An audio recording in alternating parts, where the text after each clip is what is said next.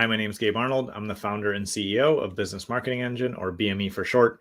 And today what I want to share with you is 3 simple rules for generating new customers with paid traffic advertising. So if you've ever had struggles here, or you've thought about trying it, or you're stuck, or you're not sure how to level up your paid traffic, then I'm going to share some great things with you that will help you move forward. So stay tuned and we'll break those down.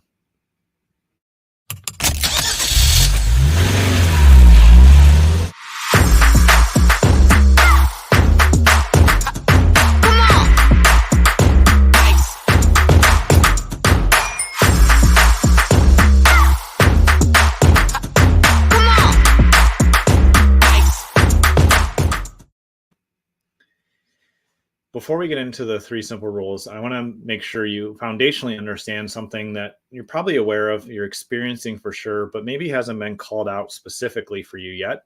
And if we do this, it'll help you have a little bit different perspective and definitely get more effective results with your advertising. Years ago, decades ago, we used to see a handful of advertisements every day, whether it was something in the newspaper or a billboard, or maybe we heard something on the radio. We were exposed to a much smaller set of ads and marketing. Today, there's different studies, and you can Google these because there's some slightly different numbers. But today, the prospects that you want to become your customers are seeing thousands of ads every day, thousands. And so, and you're experiencing them too. And maybe you're noticing them, maybe you're blocking them out, whatever it may be, you are experiencing that same thing. And so are your prospects. And so when we think about paid advertising with paid traffic, and we think about any type of marketing and advertising, we have to realize that there's a new, very high threshold of noise around our prospects. There's a new amount of, there's just a ever increasing noise level with the ads that they see. And so in order to be successful, the first rule to remember is don't expect early results in the beginning, especially not sustainable results. You may get some results, you may learn something, you might hit something out of the park early on, but unless you know how to sustain that, then you're going to have an expectation that, oh, this is how marketing works every time. This is how advertising works every time. And that's not accurate for many reasons. One is if you don't really go in an iterative step-by-step process and you don't really build a foundation for your marketing, it's not going to be repeatable or scalable. And so you're creating problems if you think, oh, it should work right away, or it did work right away, so we're good. If you win in that situation, it's really hard to replicate what worked out of the gate without any knowledge. But if you lose, then you're actually in a good position because you can review what didn't work, how can we improve, how can we change. And our goal in our marketing is to outlast our competitors. Our goal is to keep building our brand awareness. Our goal is to take this, advertising that everybody's kind of drowning in because they don't pay attention to any of it. And our goal is to become, the pinnacle, the thing that really stands out and, stands out to our prospects because we show up consistently, we show up more than everybody else does, and we truly speak their language and we make an offer that actually matters to them. There's so much marketing that's wasted because it's general, it's fluffy, it's from the business's perspective instead of from the consumer's perspective. So we cannot expect early results that are going to be sustainable. The second rule with paid advertising is keep your offer super simple. Make sure that you're not overwhelming and complicating things because that's just going to overwhelm and confuse your prospects and they will go away because there's too many decisions to make.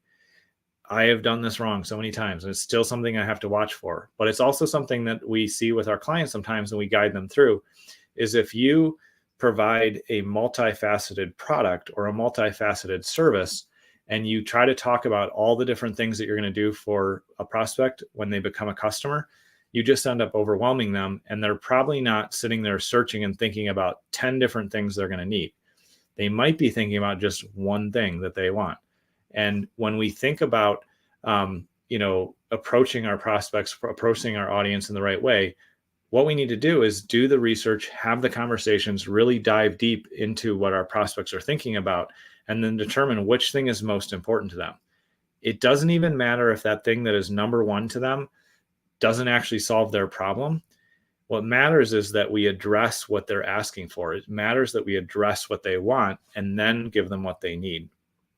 I was having a conversation with a client earlier today, and they were talking about how, people say, they want this handbook and this manual, but then they don't use it. And I said, well, I understand that that could be frustrating because you really want to serve them. But if that's what they think they want, then just sell them the manual first. And then once they have the manual, then serve them and say, now that you have this, here's the other things that I would recommend you put in place because you'll truly get value out of that manual. Here's the other things that if we put in place, you're going to achieve the goals that you have in your company.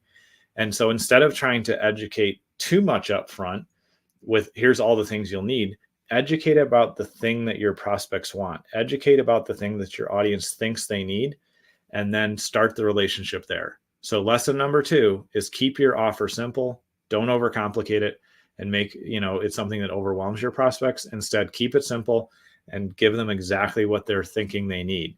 It's what they want, and maybe they do need it or maybe not, but give them what they want. The third thing is to don't just rely on a single channel. If you're just running Facebook ads, you're going to be in trouble. If you're just running Google ads, you're going to be in trouble. If you just rely on referrals, you're going to be in trouble. If you just rely, on one form of advertising, something is going to change in that space. And one, you're not going to be able to reach new people, but you also could lose that channel. And so anytime that we're working with our clients, we let them know, hey, we can launch in one space, but we recommend adding these other channels. Or let's start with 2 channels or 3 channels because one, we're going to see which audience performs, best. But also when something happens in that channel, which it will, doesn't matter what it is, technology, old school channels, whatever, something is going to happen in that channel. Your business isn't going to die because you are standing on one leg. You are depending on one single source. So as you think about paid traffic, we're going to talk about a lot of traffic, this week, so you understand what to do there. Make sure that you realize that you need to think for the long term and play the long game because that's how you're going to learn and sustain. So don't ever expect early wins, too fast because they're generally not repeatable. Think for the long term, set a budget you can commit to for a year or 2 years or 3 years and invest over time. Keep your offer super simple. Don't overcomplicate it and just give your prospects exactly what they want. And third, test a few paid channels and get at least 2 performing and more if possible, because then you're not building your business and your marketing on a channel that could fail or change without notice to you. That's how ad channels work. So I hope that's been useful for you. If you need help with generating new leads, bringing new customers, and really finding, a marketing strategy that works for you now and in the long run, you can comment below, you can message me, you can reach out at businessmarketingengine.com. I appreciate you taking time to tune in today, and I look forward to seeing you on tomorrow's show.